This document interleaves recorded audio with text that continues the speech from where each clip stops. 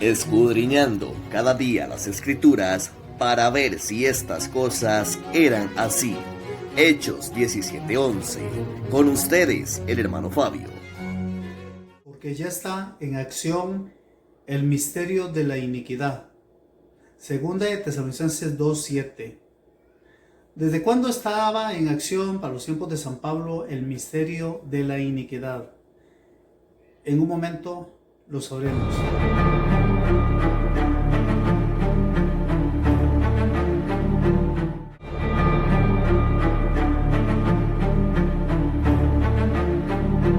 San Pablo en segunda de Tesalonicenses usa el ya como que es inmediato para el tiempo, para el primer siglo. El ya está en acción el misterio de la iniquidad.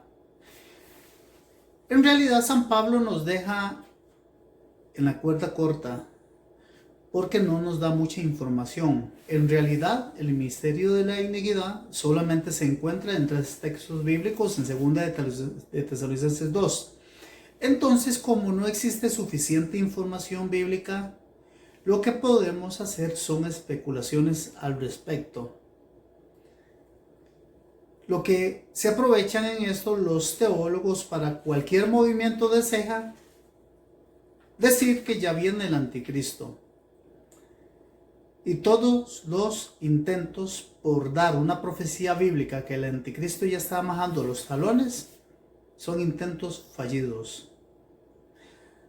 Hace unos días, tan solamente en Israel, un supuesto Mesías, Yiscayohua ben David, se proclamó el Mesías prometido. Algunos judíos ortodoxos lo aceptaron como el Mesías. Obviamente la mayor parte del pueblo judío no lo aceptaron. De esto se aprovecharon los escatólogos bíblicos para decir que ya estaba el anticristo en el planeta Tierra. Pero de antemano igual, fue un intento fallido. Porque como indicó San Pablo, no nos dejó un camino largo para esto, sino en la cuerda floja. Cualquier cuestión que digamos es una especulación. Y como dice 1 Corintios, dice que no hay que ir más allá de las cosas que están escritas. Entonces tenemos que respetar el silencio bíblico. Pero obviamente los teologúmenos no respetan el silencio bíblico. Y todos los misterios los revelan en un santiamén. Entendiendo el texto sagrado en segunda de Tesalonicenses 2:7, el ya está en actividad, el misterio de la iniquidad, no es un ya presente, no es un ya inmediato. Tenemos que entender el lenguaje bíblico. San Pablo estaba diciendo ya está en iniquidad, pero ese ya estaba en acción. El misterio de la iniquidad, eso comenzó a presentarse desde Edén, desde que el momento en que el hombre pecó en Edén, porque ya estaba la maldad en Edén. El hombre de pecado comenzó con Adán. Entonces estaba en acción ya con Adán el misterio de la iniquidad, desde la creación del hombre. Pero según Juan 4:3, dice que todo espíritu que no confiese que el Mesías, que Jesús vino en carne, ese es el anticristo. Entonces el radio de acción en cuanto al anticristo se nos amplía, porque ya de un por sí desde el primer siglo muchos indicaban que el Mesías no había venido en carne. Es más, dice la Biblia en San Juan 17:12, y los guardé y ninguno se me perdió, excepto el hijo de perdición, para que la escritura se cumpliera. La escritura tenía que cumplirse en cuanto al misterio de la iniquidad. Y eso se cumplía en Judas. Pero no era que Judas era señalado desde antes de la fundación del mundo para que fuese el hombre de la iniquidad. Sino que aquí se cumple Juan 4:3, donde dice que el espíritu del anticristo es todo aquel que niega que Cristo había venido en carne. Y ustedes han de saber que Judas entregó a Jesús no porque tenía que cumplirse una profecía que él era el hombre de pecado. Tenemos que entender el espíritu de la profecía. La interpretación correcta es que Judas no creía en que Jesús era el Mesías. Créelo que si hubiera creído que Jesús era el Mesías, no lo hubiera jamás entregado. Pero al no aceptar que el Mesías ya había venido en carne en Jesús, él lo entregó porque jamás pensaba que estaba cometiendo tan grave pecado. Al entregar al Mesías, él se convirtió en el hombre de pecado, en el inicuo, en el pecador.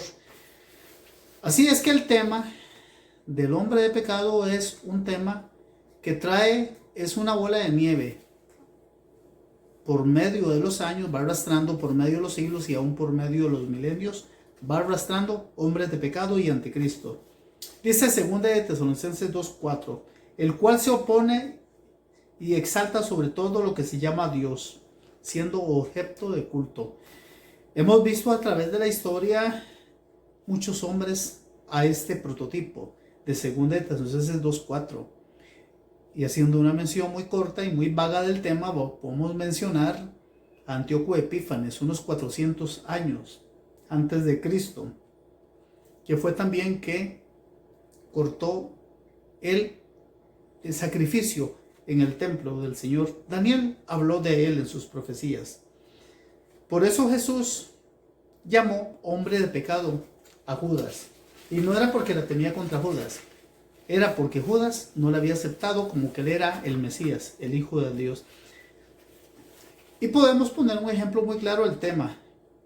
Cuando Jesús estaba con sus discípulos en Filipo, en Cesarea de Filipo, le dijo a sus discípulos que quién decía la gente que él era. Le era necesario saber qué creía la gente, quién él era. Entonces Pedro, entre las otras opciones que le dieron a preguntar, que unos decían que era el Elías, que era el profeta, Pedro le dijo, tú eres el Cristo. En otras palabras, Pedro le dijo, tú eres el Mesías encarnado. Pedro estaba diciendo que Jesús era el Cristo. Por eso fue que Jesús le dijo, tú eres Pedro, y sobre esta roca edificaré mi iglesia. Obviamente no estoy diciendo que Pedro fuera el primer papa, pero le dice, tú eres Pedro. O sea, le dio un nombre alto a Pedro también. Por tanto, el hombre de pecado, el hombre inicuo, el hombre de perdición, no es un hombre que esperamos a futuro. Se puede dar bien, pero los escatólogos cristianos están esperando un boom en ese tema. Y es un boom que tiene milenios esperándose. Tal vez no hemos entendido bien las profecías del apóstol San Pablo cuando está hablando del hombre de pecado. Muchos niegan a Jesús. Muchos son hombres de pecado. Por eso dice la Biblia en San Juan 1:12. Y a todos los que creyeron en él, le dio potestad de ser hechos hijos de Dios.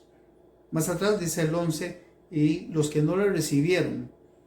Entonces hay unos que no le recibieron y otros que sí le recibieron. Los que no lo recibieron no lo consideraron el Mesías encarnado. Los que sí le recibieron les consideraron Mesías encarnado. Entonces hay dos bandos. El bando de hombres de pecado, los que no reciben a Jesús, los tenemos en nuestros tiempos. Y tenemos también al bando que lo recibe y son aceptados como hijos de Dios. Entendamos bien las profecías bíblicas. Fabio Arguedas les saluda. Los esperamos en la siguiente edición. Esto fue Escudriñando la Biblia con el hermano Fabio. Les esperamos en la siguiente edición.